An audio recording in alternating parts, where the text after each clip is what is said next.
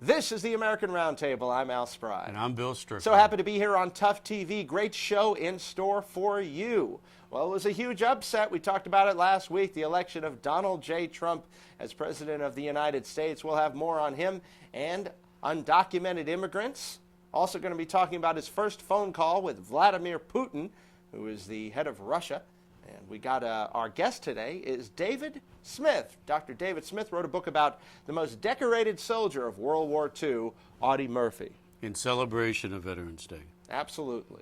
What else do we got, Bill? Hey, my favorite, UFOs. That's right. We'll be talking about UFOs. We'll also be talking about fake news on Facebook. Is it harming Facebook? Are people going to stop trusting what they see on Facebook? Is Facebook going to do something about it? That and more. On today's edition, it's the show that you love. We give you the straight talk, and it's an American Roundtable.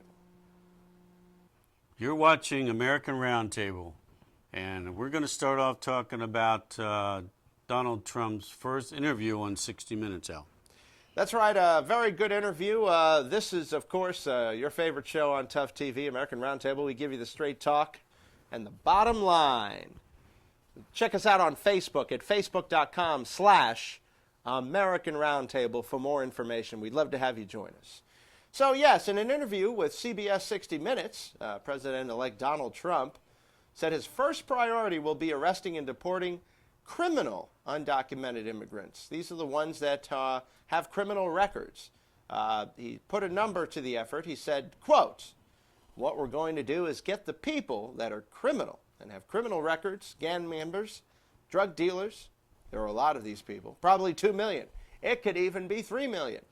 We are getting them out of our country, or we are going to incarcerate." How does that number hold up? And what's the reaction been? Well, let's take a look.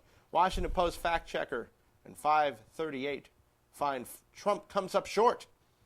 While a rep from the president-elect called out a Department of Homeland Security report that cited about 2 million, 1.9 million, removable criminal aliens, as of fiscal year 2013, that phase also includes lawful permanent residents and those with temporary visas, meaning size of the group is maybe about half that, 820,000. But still, I think it's a good move to get rid of criminal aliens that are here in the country illegally. What do you think, Bill? Well, you take a look at the drug trade, that all the drugs coming into our country, the problem with heroin. It's not surprising that it's coming from Mexico. And Donald Trump ran on, let's clean up the country, let's get the criminals out of here that are Mexican. Not all of them are rapists or criminals, no. But there is a segment that is. I think the people that are all law-abiding citizens that have been in the country for a while, I think we should give them a path to citizenship. I don't see anything wrong with that. We are, after all, a nation of immigrants.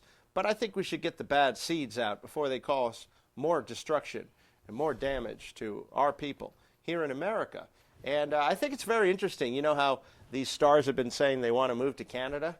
Well, why aren't any of them saying that they want to move to Mexico? They must be a bunch of racists, Bill. What do you think? You got a point there, Al. I don't see the buses getting loaded up and the moving trucks going down to Tijuana. I think Mexico's a very nice country. I've been there quite a few times. Yeah. This is the American Roundtable. Coming up next, Dr. David A. Smith. He's got a great book on Audie Murphy, the life of Audie Murphy, America's most decorated hero of World War II. It's called The Price of Valor, and that's coming up next on the American Roundtable on Tough TV.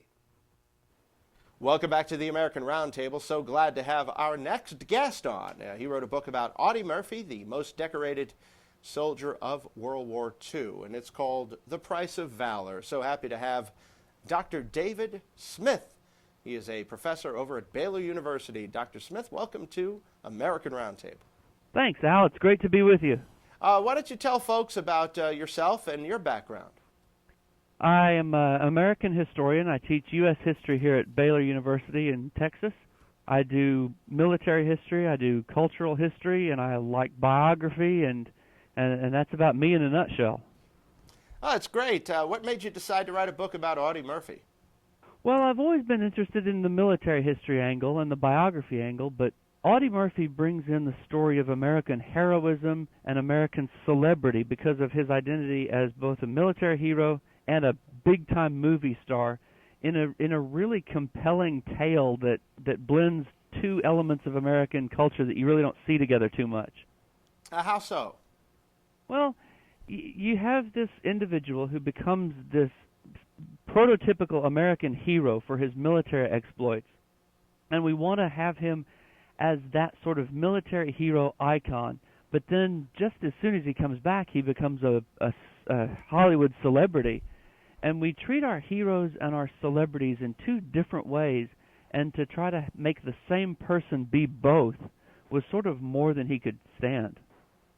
So it was kind of like he's trying to deal with his PTSD from his service. At the same time, the Hollywood lifestyle is not exactly an easygoing lifestyle. Is that what you're trying to say? Yeah, absolutely. You know, the thing about a hero is somebody who embodies a virtue, whether it's courage or sacrifice or selflessness. And you know, heroes are always very adamant that they're not heroes, that they want to put the spotlight on somebody else. And that's the exact opposite of a celebrity. A movie star wants the spotlight on himself or herself, and look at what I've done and look at what I'm doing. And Audie Murphy never could make that transition. He was too introverted. He was too quiet. He hated Hollywood for what it stood for. David, this is Bill. What do you think his story is so important for today's veterans? I think for today's veterans especially, his story is what happens when PTSD is not understood, when it's not diagnosed, and when a veteran doesn't get the help he or she really requires. I think that's the central focus of what we need to remember today. Yes, and of course PTSD has, even the diagnosis has come a long way. Why don't we talk about a little bit about the history of that? You know, back when World War II was at its height, we understood that soldiers often went to pieces in combat. We often understood that combat put particular stresses on an individual, and we called it either battle fatigue or we called it shell shock. But the assumption was that the effects of it stopped once you came off the front lines. Once you were removed from that situation, then the trauma would stop working its effects on you.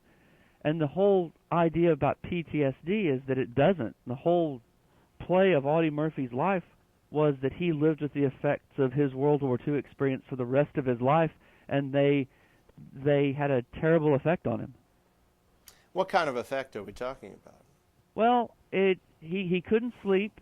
He continually reran the war in his mind. When he did sleep, terrible nightmares. For Audie Murphy himself, he never could deal with the absence of the excitement of combat in his life. Ever since the war, he tried to find something that would fill that hole and make him feel alive. And for him, it turned out to be high-stakes gambling, and it eventually bankrupted him. And he chases after something for the rest of his life, and he never catches it. Did he ever have relationships when he came back? Did he get married or have any kids? He was married twice. His first marriage was to a Hollywood starlet named Wanda Hendricks, who was a nice young woman, but who really wanted to be a star and who really played the Hollywood game. And that marriage lasted about a year. Let's talk a little bit more about this, and we'll kind of catch this track right after this. You're watching American Roundtable on Tough TV with our special guest. His name is Dr. David Smith, and he's written a great book about Audie Murphy called The Price of Valor. We'll be right back on American Roundtable. Welcome back to the American Roundtable on Tough TV. Find out more about us at facebook.com/American Roundtable. So happy to have our guest, Dr. David Smith. He is a professor at Baylor University. He just wrote a book about Audie Murphy. Thought we talked about it, it being Veterans Day. Well, Dr. Smith, great to have you on. And we were just talking about Audie Murphy's personal life. Why don't you take us a little back on that? You know, his first marriage didn't last long because it was what we would today call sort of a Hollywood marriage, and he didn't want to play the Hollywood game, and she did basically.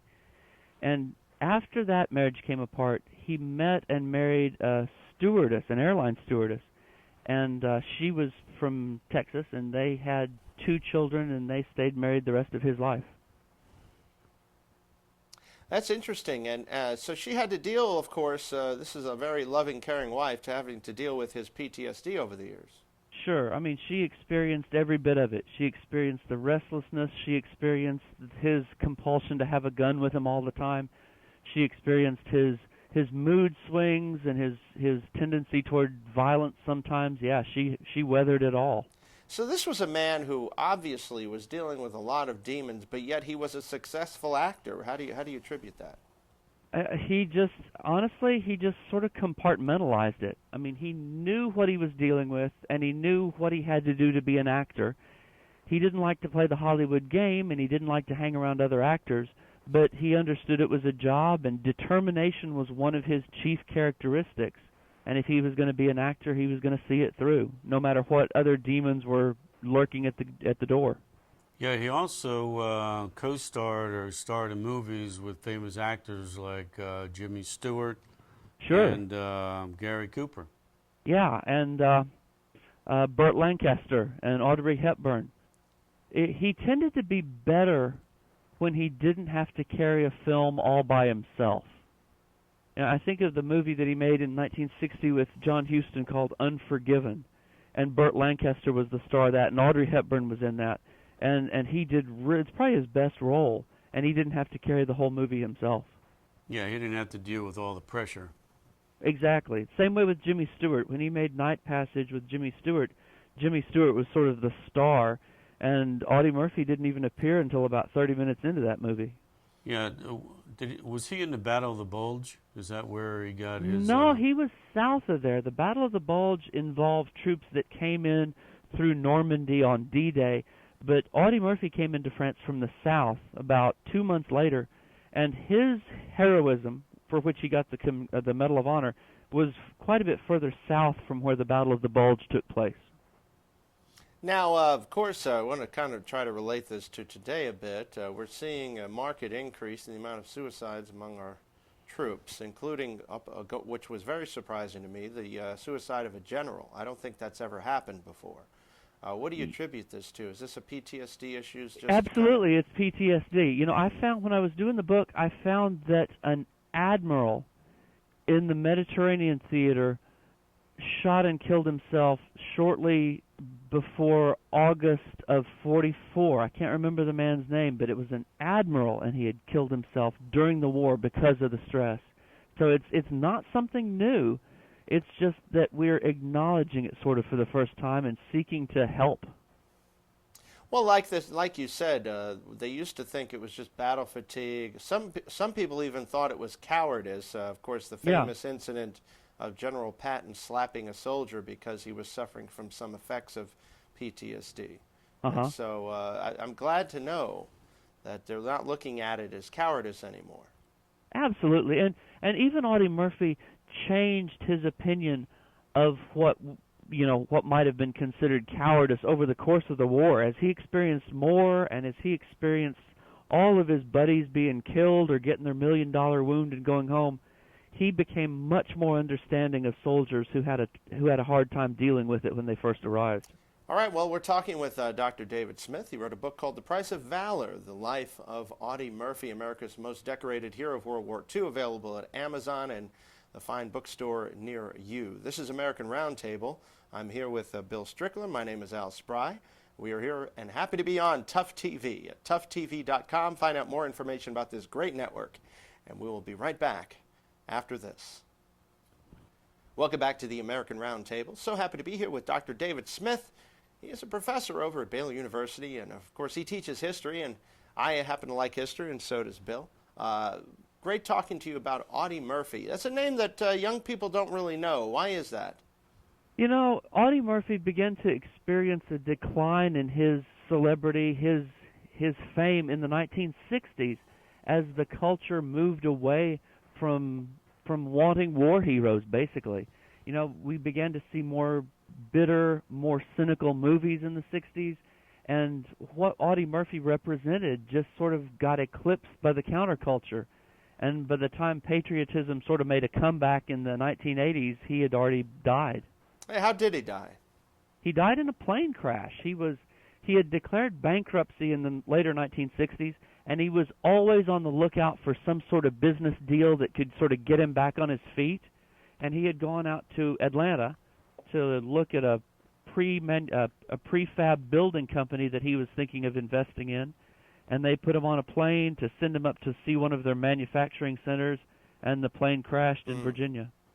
So he wasn't flying it or anything. He was just a passenger. Yeah, he was just a passenger, and he wasn't even 46. Wow. So he died rather young. And He died rather young. What would you say the legacy of Audie Murphy is? Well, I mean, he left a legacy of this kid from a hard-scrabble, desperate Depression-era background, rising up through the military to being one of the greatest heroes that the 20th century has ever seen. He went to Hollywood, and his tale in Hollywood sort of represents, you know, while a successful movie career, it sort of shows how military heroism and cultural celebrity don't mix together very well. No, because you know, it's there's the Hollywood, the make-believe, and then of course there's the real hero, which obviously the man was a true hero, and being the most decorated soldier of World War II. That's a pretty big weight to put on one's shoulders too, having that title, I would think. It's a huge weight, and I'm glad you said make-believe, because that make-believe aspect of it, that's what gave him the most trouble. He was a very genuine person, and he hated phoniness, and he thought he was surrounded by it. Well, some people have said that about Hollywood, so obviously that is the opinion of quite a few people. But I want to thank you very much for coming on the show with us, David Smith. Great book. Happy Veterans Day to all veterans watching American Roundtable. But we really appreciated you coming on. Thanks. Thank you, Al. It's great to talk with you. All right, well, this is American Roundtable, and we will have more for you in just a moment. Welcome back to the American Roundtable. I'm Al Spry. And I'm Bill Strickland. Well, Donald Trump and Vladimir Putin had their first phone conversation, and it was a productive one. The Kremlin says the two men discussed issues including terrorism and an end to the Syrian crisis. Putin seems to like Donald, so hopefully that might turn into something good. Mark Zuckerberg, of course, the guy who founded Facebook, is now coming out and saying, hey, you know, it's very hard to control the spread of this fake news, news that is propaganda disguised as news. But then again, it's hard to do that anywhere, even on TV, right, Bill? That's right. But we don't give bogus stories. No. There's nothing fake with this. We double check and triple check our sources. But here's a quote from Mark Zuckerberg. We do not integrate or display ads in apps or sites containing content that is illegal, misleading, or deceptive, which includes fake news. They're going to try to improve the handling of this. And then let's turn to UFOs. Yeah, WikiLeaks, a few weeks ago, they noted that in John Podesta's emails, he had spoken with Edgar Mitchell, the astronaut, and at least 59 times in the emails, UFO came up. And part of that was, quote, the next steps in extraterrestrial disclosure for the benefit of our country and our planet. So possibly we could have information about UFOs that hasn't been released yet. You know, there's a lot of information going back to the 50s, right? There was that, what was that, Area 51, where there supposedly was an alien crash landing. You know, I'm the kind of guy that kind of doesn't put a lot of stock in that because there really isn't a lot of proof, and I try to deal in facts and proof. But wouldn't it be interesting to see a UFO, some type of alien connection to the planet? I mean, I'm thinking with a big enough universe like we have, there must be intelligent life somewhere. Some people would say it's not really here on Earth, but I think it's got to be out there somewhere. Your thoughts? Well, we know I have an intelligent person sitting next to me. So if you're here, there could be somewhere out in the universe somebody intelligent too. Al. Well, you know, I feel the same way, Bill. All right, so we're going steady. We are. And you know, glad to hear that. I love you, man.